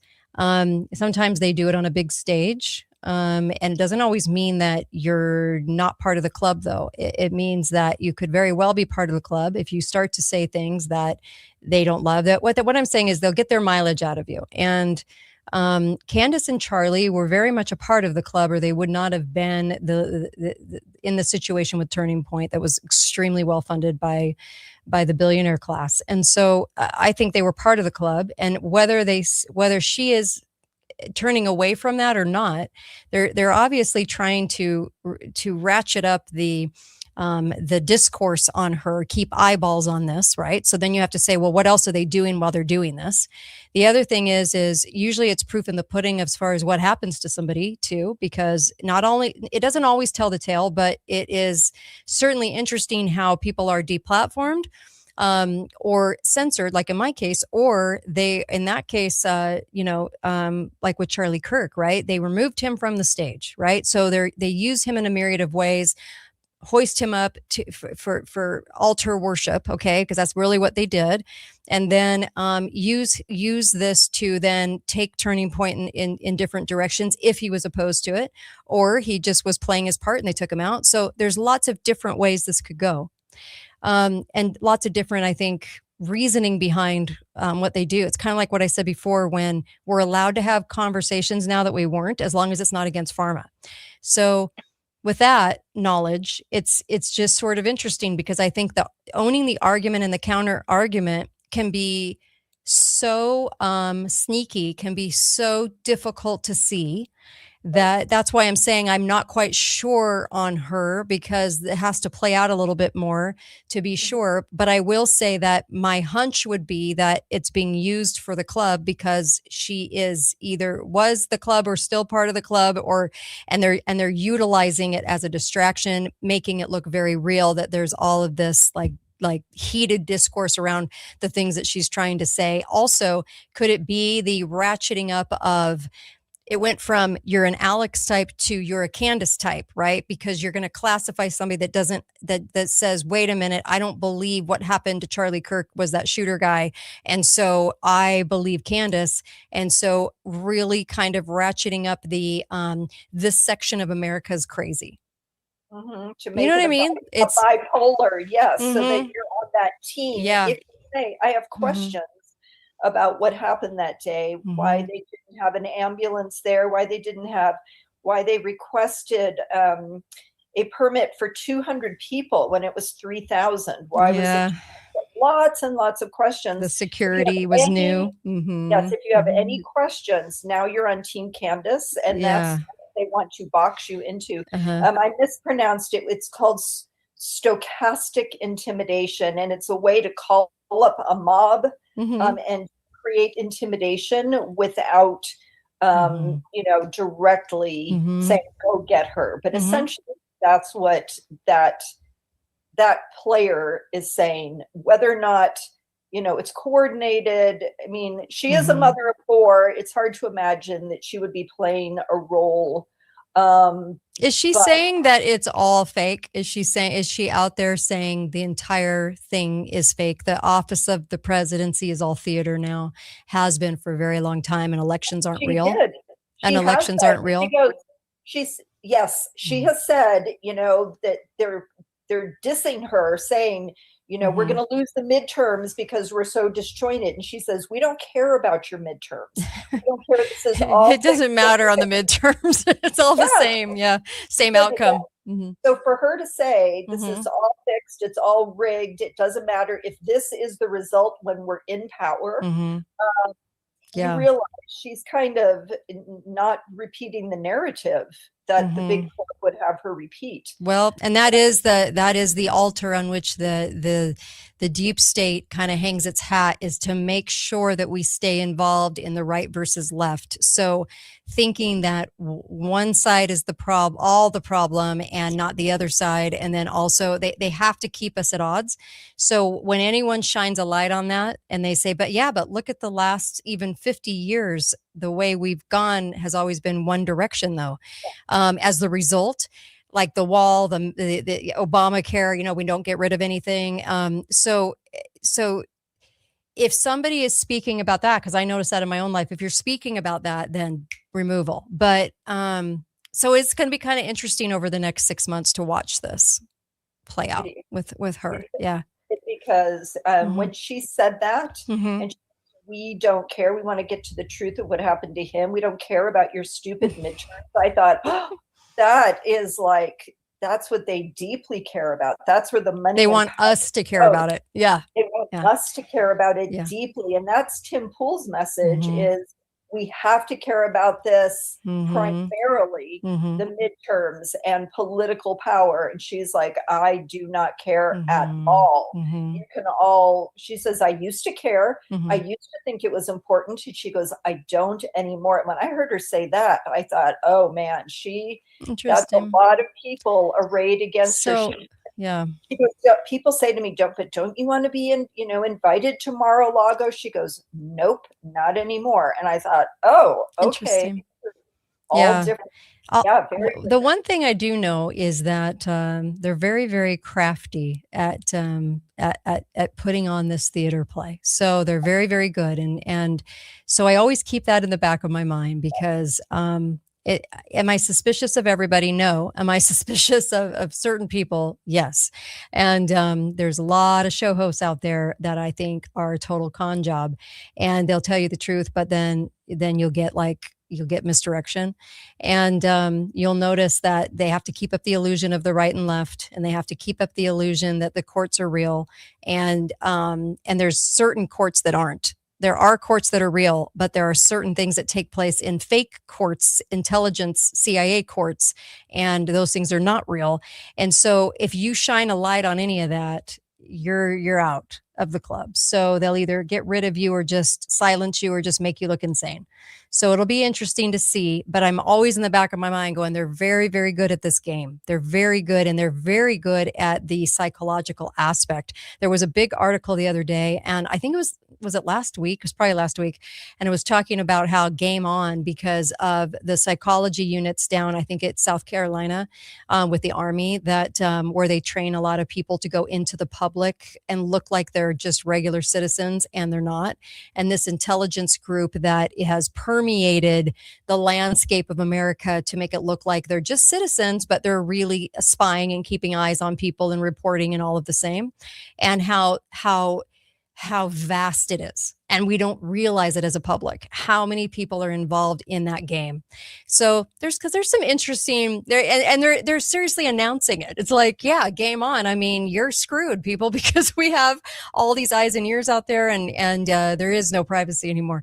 So that's kind of interesting. I just thought, yeah, there are lots of psychological games going on, and I've seen people actually firsthand that have come out of the South Carolina, some of the bases there of their psychological operation conditioning and training that permeate the political landscape as regular Joes just running for office, but they're anything but. So, there's just a lot of trickery going on, and you kind of have to keep that in the back of your mind.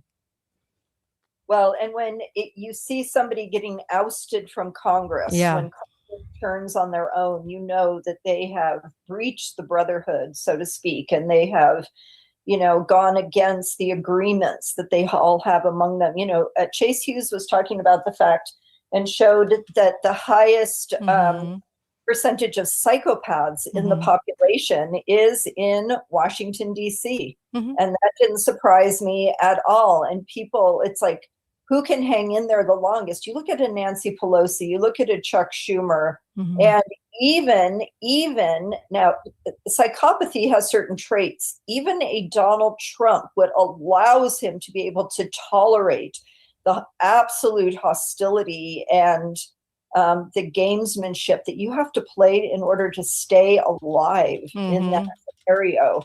You have to have nerves of steel, and you can't really care what people think. So it did not surprise me at all. And he speculated, why is it that cities almost breeds psychopaths? And he said it really is our distance from nature, that the more we are separate from the natural consequences of nature, which does loop back to our original topic, which is children and iPhones, children and phones that give them access to the virtual world.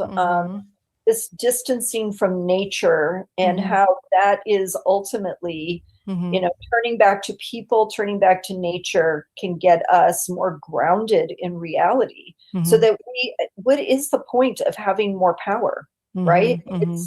Why do they crave it so much that any price they have to pay, including doing unspeakable things, like some of these women we see in governments around the world, in these countries, who just they do not seem like the mothering type, do they?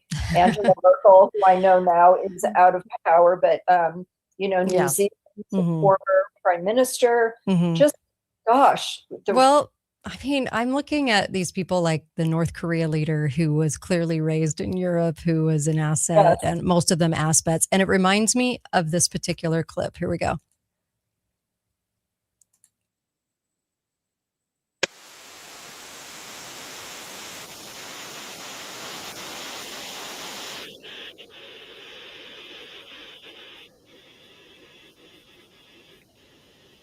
Born for the position. Yeah, central casting. It's mentioned a lot. That's all I'm going to. Central casting mentioned all the time. I think it's right in front of our face, how these people are picked and how they're groomed. And like he said, born for the job. Yeah, I would imagine there's a lot of people that are manufactured and created and born for the job. Sure.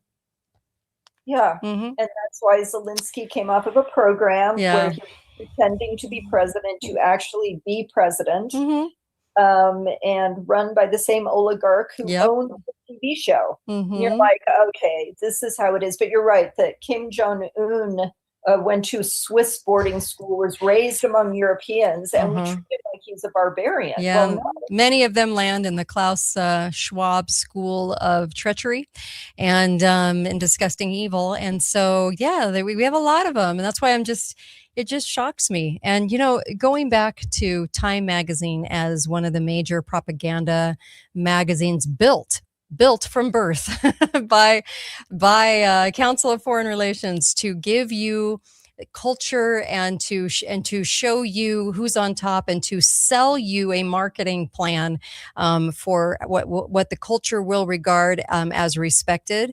And what is I have a pick, actually. I have a very controversial pick for Time Magazine's cover for Person of the Year. This is actually being bet on right now, okay, on certain websites. It's kind of interesting.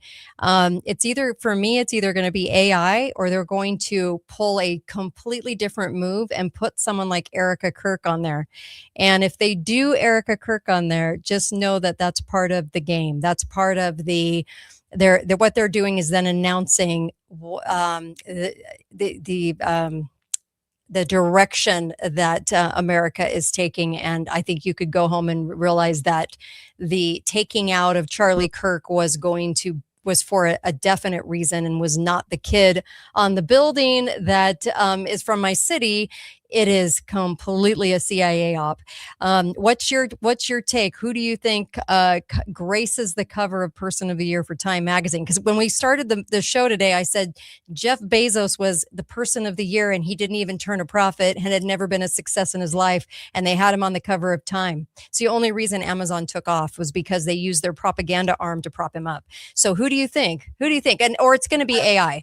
What do you think? I think maybe it's Prince Harry. Like the most ridiculous and just an absurdity. Yes. If it's not Erica Kirk, if it's Erica Kirk, you're right, then it's an unfolding of a plan, right? If it has anything to do with the Kirks, it's going to be, I think that's going to be obvious that it was part of the plan, that it was done by intelligence for sure. There shouldn't leave any doubt at that point, but it could be AI. They're really trying to hoist AI up, so it could be AI as the Person of the Year. They've done things like that before. Well, there's an actress who is an AI actress, and it said there articles. Oh, Hollywood is terrified of this. It's like Tracy Norwood, but it's an AI actress. But there was another article that came out by a real actress who looked just like this actress, and she goes, "How am I going to get roles if they're going to use an AI model?" And I thought, oh, well, they're not really promoting her very much. They're talking about this AI actress. They're still talking about the AI actress. I think there's more AI in Hollywood than we realize, for sure. Oh, yeah. Especially 80 actors who a lot of fakery. Want to be relevant. Yeah. Let's put it this way. Oh yeah, Mr. Beale. LB says Mr. Beale from the Movie Network for sure. Let's put it this way. It's one of the only differences between me and between other people as we're discussing all these things today. And I probably said a lot of things you don't either agree with out there listening, or you're like, that Kate, how can she say such crazy things? The only difference is going to be how to the depth of what evil I think is happening. So that's really going to be the only difference. That and the level of research somebody's looking at, okay, where you're doing your research. So that's going to be really the only difference. And I actually think we underestimate Satan to such a degree as the main person behind the people that are his foot soldiers that do these terrible things and have evaded government for so long, since the dawn of time, but for so long, that I think that it's just really the level of the depth of what you think Satan is capable of. I think it really comes down to that. And I think this is a spiritual war happening to us. And you're either going to, I think, most people underestimate him. I think that it's not about temptation. It's more about deceit. And I think that we need to be very aware of how much deceit is actually going on in our world right now. And when I hear the word central casting, and I know that these magazines have been co-op since birth, Time Magazine is one of them, Henry Luce, go look him up, then I know that the propaganda machine is on, and that we are living in a time that is it's tough time, because we're up against the brainwashing of brainwashing of brainwashing. And we're going to have to see through it. And we're going to have to actually task ourselves with critical thinking skills that allow us to see through the mirage of what we view, and in our culture, what we respect. Right? Oh, absolutely. So, because different cultures have not only different values, but different words for things that make them see things completely differently. Yep. We assume that what we're thinking and the words we're using represent reality, and it's not true. Yeah. We're seeing a version of reality that we have been groomed and trained to see. And once you start recognizing that, it kind of freaks you out, because you're like, well, what am I missing? What are my blind spots? It's so true. It's like, take your eyeballs and emotion out of the Charlie Kirk situation. I interviewed Charlie. It was a fun interview, actually. He said it was one of the most fun times he's ever had in an interview. So we had a great time, and it was good, and it was good to meet him. Okay. At the same time, I have to take my emotion out of all of this in order to read it right. Okay. In order to see it. And sometimes it becomes about, are you going to trash Erica Kirk because she's a victim?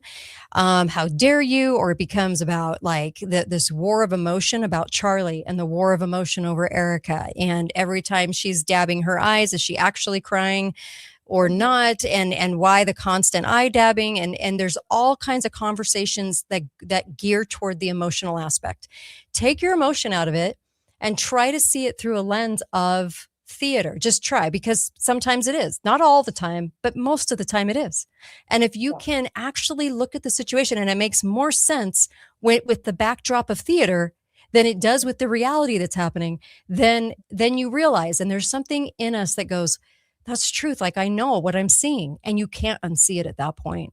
So I ask you to like get your emotion out of it, stop making it for or against Charlie Kirk, for or against Erica, for or against Trump, for or against Marjorie, for or against anybody. And just look at if this was theater, and just do this exercise. If this was theater, wouldn't this make a great play if they were scripting the parts and it was coming out the way that the way that something happens? And I assure you, you'll probably start to kind of peek under the covers a little bit and see it in a totally different light. I absolutely think that is a very powerful thing to do, because you don't know. I know. We're thinking in terms of probabilities that we don't know. Yep. And so to be able to see it both ways and not right. We are so tribal. We are made to. If you're tribal, you are defending without thinking, or you are convicting without thinking. So if you're tribal, think about that. The sides are built to defend or convict, defend or annihilate, defend or persecute. But if you're taking yourself out of the tribes and just thinking critically, as if this was theater, what would this look like? If you were the deep state, what would you do? What would you try to show the people? What would you do if you needed control of the people? Then I think you're finally capable of seeing through it. I don't know. There's just, we got to get ourselves out of the I am jumping to defend, how dare they, or I'm jumping to jump in and persecute because you've been told to, right? On the left, you've been told to persecute this person, or you've been told to only defend this person. And neither one of those sides ever thinks about what they're doing, because they're so busy fulfilling the role of the tribe. They are, and yes, unknowingly. And people often ask, how did the British Empire conquer and maintain power for so long? A lot of it was through this pomp and circumstance called prestige. Yeah, it creates a fake influence, and they used it for the purposes of power, and we are so susceptible to that. Yes, amen. Amen. Yeah, it's we're we're so brainwashed. We don't even realize how brainwashed. I don't even realize really to the extent of how brainwashed I truly am. Seriously, I think most everybody is. I don't know that too many people are seeing the theater for the theater. And I'm not even, I don't think, seeing it. If I had to call myself out, there are truly things where I stop in my tracks and I'm like, oh my gosh, I didn't even think of that. Like, oh my gosh, yes. Oh my gosh, questions that come up where I'm like, wow, why didn't I think of that 5 years ago, that kind of thing. So yeah, there's a lot to be learned, and I'm learning every day, and trying to bring that to the air for all of you, because I think that it's important, and I think truth's important, and I'll never not think that. I just, it's in my soul. I have to do this. So I so appreciate you. Thanks, Susan. Appreciate you. Great conversation today. We covered a lot of ground today. Holy cow. Really appreciate you. And of course, be faithful, be fearless. And well, let's put it this way. I will be back on Monday with Rebecca Terrell. And Rebecca is... she's incredible. She's been on the show before. She has a lot to say, and she really, there's a lot that she sees, and it's very, very interesting. So Rebecca on Monday, and I'll be here most of the week on Monday, Tuesday, Wednesday, Thursday next week. And I really appreciate you guys. Thanks for tuning in. Go to katedalleyradio.com. Go get some Cardio Miracle, because it's amazing. See, it's amazing. I drink it every day. And of course, I'm not back tomorrow. And let's see what else. I'm trying to think. Also, get to the website, because there's amazing gifts for family members on the website where you can support the show at the same time as you're supporting Christmas gifts. My Pillow has some amazing things going on right now, some deals that you can't beat anywhere, and it supports the show. And just put in the code word Kate. Also, remineralize your teeth. They also have mineral deodorant.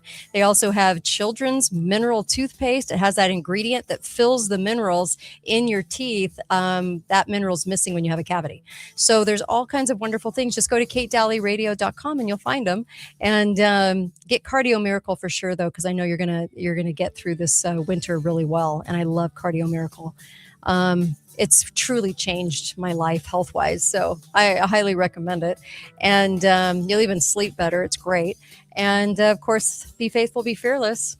And I'll see you on Monday.